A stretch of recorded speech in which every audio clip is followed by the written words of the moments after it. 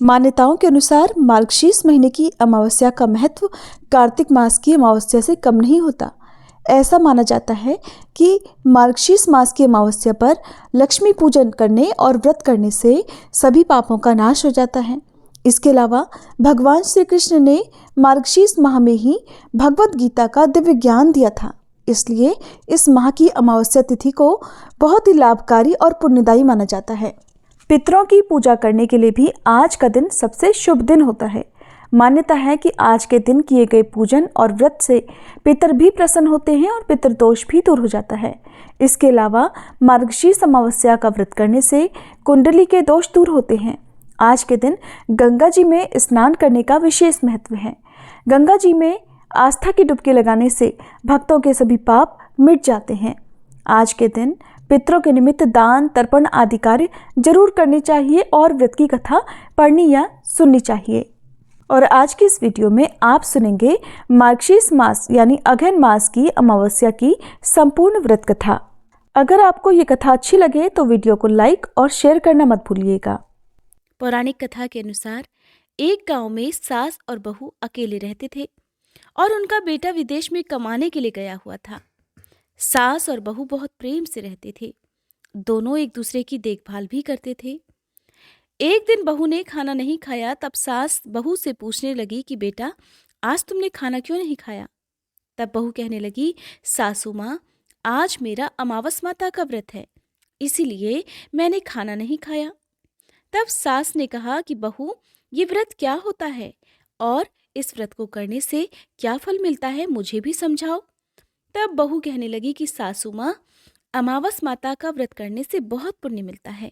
घर में अन्न धन बना रहता है, सुख शांति बनी रहती है और अटल सुहाग मिलता है, पुत्र की प्राप्ति होती है। इसी तरह से 3 पनौती अमावस माता का व्रत भी रखा जाता है। इस व्रत में हर वर्ष अलग अलग खाना खाया जाता है और विष्णु भगवान के मंदिर में चढ़ावा चढ़ाया जाता है या फिर किसी ब्राह्मण को दान दक्षिणा दी जाती है। इस व्रत में पहले साल शक्कर, घी और चावल से बना खाना खाया जाता है। पहले साल व्रत पूर्ण होने के बाद 1.25 किलो चावल और 1 कटोरी घी और 1 कटोरी शक्कर का दान किसी ब्राह्मण देवता को दान में दिया जाता है। दूसरे साल जौ, घी और शक्कर से बना खाना खाया जाता है। इसी तरह जब दूसरे साल का व्रत पूर्ण हो जाए तब 1.25 किलो जौ, 1 कटोरी घी और 1 कटोरी शक्कर किसी मंदिर में चढ़ाया जाता है या किसी ब्राह्मण को दान में देना होता है। तीसरे साल गुड़, तिल और घी से बने व्यंजन खाने चाहिए। जब तीसरे साल व्रत पूर्ण हो जाए तब आधा किलो तिल, गुड़ और 1 कटोरी घी किसी मंदिर में चढ़ाया जाता है या ब्राह्मण को दान में दिया जाता है। इसे ही सासू माँ 3 पनौती अमावस्या का व्रत कहा जाता है। फिर बहू बताने लगी कि माँ जी, इस व्रत का संकल्प लेने के बाद इसे पूरा करना जरूरी होता है। अगर पूरा नहीं कर सकते तब घर परिवार में झगड़ा और घर में अशांति हो जाती है।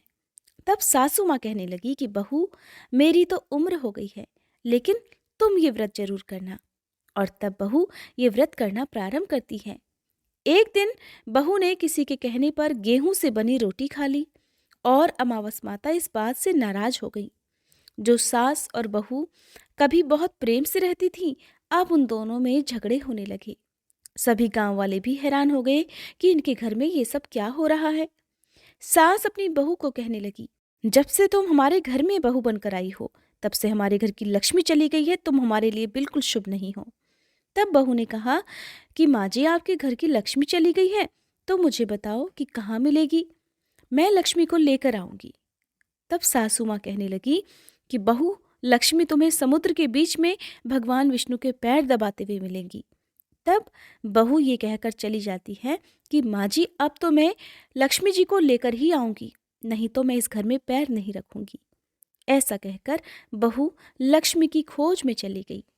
जब बहू लक्ष्मी की खोज के लिए निकली तब उसे बीच रास्ते में गाय मिली। गाय बहू से पूछने लगी कि आप कहाँ जा रही हैं? तब बहू कहने लगी, हे गाय माता, मेरी सास कहती है कि मेरे आने से उनके घर में अन्न धन की कमी हो गई है और उनके घर की लक्ष्मी चली गई है, तो मैं लक्ष्मी को लेने जा रही हूँ। तब गाय माता कहने लगी, हे बेटी, अगर तुम जा ही रही हो तो भगवान से मेरे बारे में भी पूछ लेना। तब बहू कहने लगी, ठीक है गाय माता, मैं आपके बारे में भी पूछ लूंगी। तब गाय माता कहने लगी कि जब मेरा बछड़ा होता है तो वो मर जाता है, जिंदा नहीं रहता।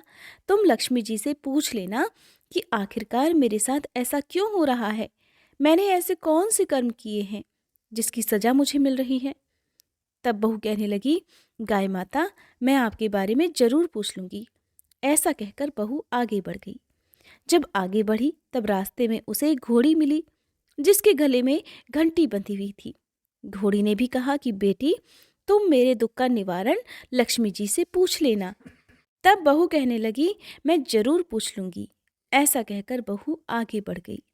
आगे जाते ही बहू को एक अंधा और बहरा बुजुर्ग मिला। उसने भी बहू से अपनी समस्या के निवारण के लिए पूछने का कह दिया। तब बहू उसकी समस्या भी भगवान से पूछने का कहकर आगे बढ़ गई। आगे जाते ही बहू को एक बूढ़ी औरत मिली जो कि हाथ और पैर से अपाहिज थी। उसने भी बहू से कहा कि बेटी, जब तुम भगवान से मिलो तो उनसे पूछना कि आखिरकार मैं अपाहिज क्यों हुई, मैंने ऐसे कौन से कर्म किए थे। तब बहू उसकी समस्या पूछने के लिए तैयार हो गई और फिर आगे बढ़ गई। आगे जाते जाते बहू बहुत थक गई और एक आम के पेड़ के नीचे बैठ गई। आम का पेड़ बड़ा खुश होकर बहू से पूछने लगा कि बेटी, तुम कहाँ से आई हो और कहाँ जा रही हो। तब बहू कहने लगी कि वो लक्ष्मी जी को लेने जा रही है। तब पेड़ भी अपनी समस्या भगवान से पूछने के लिए कहने लगा कि मेरे पेड़ पर लगे हुए आम खट्टे ही क्यों होते हैं, इस बारे में बहू रानी भगवान से जरूर पूछ लेना। तब बहू पेड़ की समस्या लेकर आगे बढ़ गई। थोड़ी दूर जाने पर बहू को एक तलाई मिली। वो भी बहू से कहने लगी कि बहू, तुम भगवान से पूछना कि मेरी तलाई का पानी इतना मैला क्यों है, कोई भी यहाँ आकर पानी नहीं पीता। तब बहू कहने लगी, जरूर पूछ लूंगी। ऐसा कहकर बहू आगे बढ़ गई। बहुत दिन से जंगल में चलते चलते बहू थक गई थी। उसे भूख भी लगी थी, लेकिन खाने को कुछ नहीं मिला तो वो भूख और प्यास से बेचैन हो गई और जंगल में बेहोश हो गई। उसी समय भगवान श्री हरि और माता लक्ष्मी घूमते हुए उधर जा रहे थे। तब माता लक्ष्मी विष्णु भगवान से कहने लगी कि हे नाथ, ये तो आपकी बहुत बड़ी भक्त है, आप इसके दुख का निवारण कीजिए। तब भगवान श्री हरि कहते हैं कि इस संसार में तो बहुत से जीव दुखी हैं, सभी अपने अपने कर्मों का फल भोग रहे हैं, मैं किस किस के दुख का निवारण करूं। तब माता लक्ष्मी भगवान श्री हरि से विनती करने लगी, कहने लगी कि वो भूखी प्यासी है, अगर इसे ऐसे में जंगल में छोड़ दिया जाए तो जंगली जानवर उसे खा डालेंगे। माता लक्ष्मी की बात सुनकर भगवान श्री हरि एक साधु का वेश धारण कर बहू के पास गए और उसे होश में लेकर आए। बहू के होश में आते ही साधु वेश में भगवान उससे पूछने लगे कि वो यहाँ क्यों आई है और कहाँ जा रही है। तब बहू ने सारी बात बता दी। उसकी बात सुनकर भगवान श्री हरि और माता लक्ष्मी प्रकट हो गए। उनके साथ साथ प्रकट हुई अमावस माता भी। बहू ये सब देखकर उनके चरणों में गिरकर उन्हें प्रणाम करने लगी। तब अमावस माता बहू से कहने लगी कि बेटी, तूने मेरे व्रत को खंडित किया है, इसी की सजा तुझे मिली है, लेकिन अब मैं तुझे क्षमा करती हूँ। अब तुम घर को जाओ, तुम्हारा घर अन्न और धन से भर जाएगा, तुम्हारा घर सुंदर महल में बदल जाएगा और तुम्हारी सभी मनोकामनाएं भी पूर्ण हो जाएंगी। ये सब होने के पश्चात बहू ने रास्ते में जो जो भी मिला था उन सभी के दुखों का निवारण करने के लिए विनती की। तब भगवान श्री हरि कहने लगे कि गाय ने कभी अपना दूध किसी और को नहीं पिलाया, इस कारण उसके बछड़े जिंदा नहीं रहते, तुम उसका दूध पी लेना, फिर उसके बाद उसके बछड़े जिंदा रहने लगेंगे। और घोड़ी पिछले जन्म में आटा पीसने वाली महिला थी, वो किसी को आटा पीस कर नहीं देती थी, इसीलिए उसके गले में चक्की के पाट बंधे हुए हैं, तुम उसके पाट खोल देना, वो बिल्कुल ठीक हो जाएगी। और वो बुजुर्ग कभी भगवान के मंदिर नहीं गया, ना ही कभी उसने भगवान के भजन सुने, तुम उसे ले जाकर मंदिर में दर्शन करवा देना, इससे वो ठीक हो जाएगा। अपाहिज महिला, उसने कभी अपनी जवानी में दान पुण्य नहीं किया, उसकी ये सजा मिली है, तुम उससे कुछ भी दान करवा देना तो उसकी विकलांगता दूर हो जाएगी। और वो आम का पेड़, उसने तो कभी अपने पेड़ के आम किसी बच्चे को खाने नहीं दिए, इसी कारण उसके सभी आम खट्टे होते हैं। अब तुम उस पेड़ का आम खा लेना, फिर उसके बाद से उस पेड़ पर मीठे आम आने लगेंगे। और तलाई का पानी पिछले जन्म में देवरानी जिठानी थी। वो हमेशा आपस में झगड़ा करती रहती थी, इसीलिए उसका पानी मैला है। तुम उसका पानी पी लेना तो वो तलाई शुद्ध हो जाएगी, फिर लोग वहां आकर पानी पीने लगेंगे। इस प्रकार बहू ने भगवान श्री हरि, माता लक्ष्मी और अमावस माता को प्रणाम किया, उन्हें धन्यवाद किया और अपने घर के लिए तैयार हो गई। रास्ते में उसे जो जो भी मिला, उनकी सभी समस्या भगवान के कहे अनुसार वो दूर करती चली गई। सभी ने उसे भर भर कर आशीर्वाद दिया। घर पहुंचते ही उसका टूटा फूटा घर एक सुंदर महल में बदल गया। उसके घर में अन्न और धन के भंडार भर गए। अब बहू ने सासू माँ से कहा कि सासू माँ, आपने तो सच में कहा था कि मैं आपके लिए शुभ नहीं हूँ। मेरे जाने से ही आपके घर में लक्ष्मी आई है। अब आप यहाँ रहें, मैं मरने जा रही हूँ। तब सास ने कहा, बेटी, ये सब तुम्हारे अमावस माता के व्रत करने का फल ही हमें मिला है। तुम यहीं पर रहो, अब तुम यहाँ से कहीं नहीं जाओगी। इस प्रकार सास और बहू खुशी खुशी रहने लगे। और फिर एक दिन सास का बेटा भी विदेश से वापस लौट आया और घर में जब उसने खूब धन दौलत और धन के भंडार देखे, तब उसकी माँ ने सारी बात अपने बेटे को बता दी। इस प्रकार वह लोग खुशी खुशी रहने लगे और तीनों मिलकर अमावस माता के व्रत रखने लगे। बोलिए अमावस माता की जय। हे अमावस माता, इस कथा को कहने, सुनने और हुंकारा भरने वाले सभी भक्तों के घर में धन धान्य के भंडार भरना, सभी की रक्षा करना। अब अमावस्या के दिन सुनी जाने वाली पितरों की कथा भी सुनिए। पौराणिक कथा के अनुसार जोगे और भोगे नाम के दो भाई थे। दोनों अलग अलग घरों में रहा करते थे। जोगे के पास धन की कोई कमी नहीं थी, लेकिन भोगे बहुत ही निर्धन था। फिर भी दोनों भाई एक दूसरे से बहुत प्रेम करते थे। धनवान होने के कारण जोगे की पत्नी को धन का बड़ा अभिमान था, तो वहीं भोगे की पत्नी गरीब थी, लेकिन सुशील और शांत स्वभाव की थी। जब पितृपक्ष आए, तब जोगे की पत्नी ने उससे पितरों का श्राद्ध करने के लिए कहा।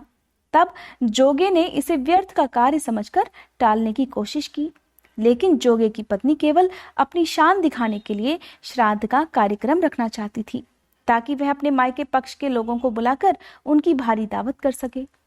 अब जोगे की पत्नी ने उससे कहा कि मुझे कोई परेशानी ना हो, इसीलिए आप ऐसा कह रहे हैं, लेकिन मैं सच कहती हूँ कि मुझे इसमें कोई भी परेशानी नहीं है।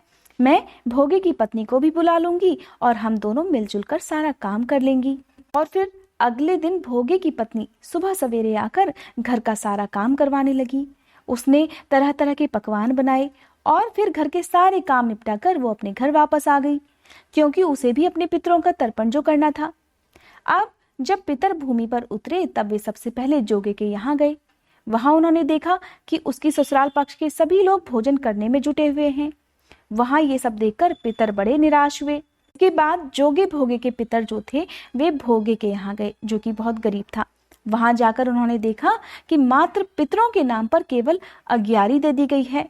पितर उसकी राख चाटते हैं और फिर वे भूखे ही रह जाते हैं, और इस प्रकार भूखे ही नदी के तट पर पहुंच जाते हैं, क्योंकि भोगे के यहाँ पकवान बनाने के लिए कोई भी सामग्री नहीं थी।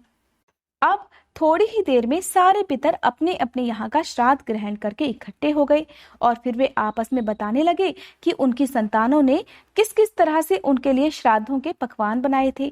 जब सभी पितरों ने अपनी अपनी संतान के द्वारा किए गए तर्पण का वर्णन कर दिया, तब बारी आई जोगे भोगे के पितरों की। अब जोगे भोगे के पितरों ने भी सारी बात बता दी। अब उन्होंने सोचा कि अगर भोगे निर्धन नहीं होता तो शायद श्राद्ध करने में बड़ा समर्थ होता और इस प्रकार उन्हें भूखा वापस नहीं आना पड़ता, क्योंकि भोगे के घर में तो खाने के लिए 2 जून की भी रोटी नहीं थी। ये सब बातें सोचकर पितरों को भोगे पर दया आ गई और अचानक वे नाच नाच कर गाने लगे कि भोगे के घर धन हो जाए, भोगे के घर धन हो जाए। इस तरह भोगे के पितर भोगे को आशीर्वाद देते रहे। अब शाम का समय हो गया था, लेकिन भोगे के घर में खाने के लिए कुछ भी नहीं था। उसके बच्चे सुबह से भूखे थे। अब शाम के समय बच्चों ने अपनी माँ से कहा कि माँ, भूख लगी हुई है। तब उन्हें टालने के लिए गुस्से से गरजकर भोगे की पत्नी ने कह दिया कि जाओ, आंगन में जो हौदी रखी है उसे जाकर खोल लो, उसमें जो भी मिल जाए आपस में बांटकर खा लेना। अब बच्चों ने वहां जाकर जब हौदी देखी तो वे दौड़े दौड़े माँ के पास आए और कहने लगे, माँ माँ, हौदी तो मोहरों से भरी पड़ी है। आंगन में आकर जब भोगे की पत्नी ने ये सब हाल देखा तो उसके आश्चर्य का ठिकाना नहीं रहा। उसने देखा हौदी तो सचमुच मोहरों से भरी हुई है, मोहरे भी सोने के थे। और इस प्रकार पितरों के आशीर्वाद से भोगे भी धन धान्य से परिपूर्ण हो जाता है, उसके घर में भी धन के भंडार भर जाते हैं। लेकिन भोगे को इस बात का बिल्कुल भी घमंड नहीं हुआ। अब उनके घर में धन की कोई कमी तो थी नहीं, इसलिए अगले साल पूरी श्रद्धा के साथ भोगे और उसकी पत्नी ने अपने पितरों का श्राद्ध किया। भोगे की पत्नी ने पितरों के लिए 56 प्रकार के व्यंजन तैयार किए और उन्होंने ब्राह्मणों को अपने घर पर बुलाकर उन्हें भोजन भी कराया। साथ ही अपने जेठ जेठानी को बुलाकर सम्मान के साथ सोने और चांदी के बर्तनों में भोजन भी कराया। ऐसा करने से उनके पितर बहुत प्रसन्न हुए और उन्हें सदा खुश रहने का आशीर्वाद देकर पितर तृप्त होकर धरती से वापस चले गए। ये थी आज की कथाएं। उम्मीद है आपको वीडियो पसंद आई होगी।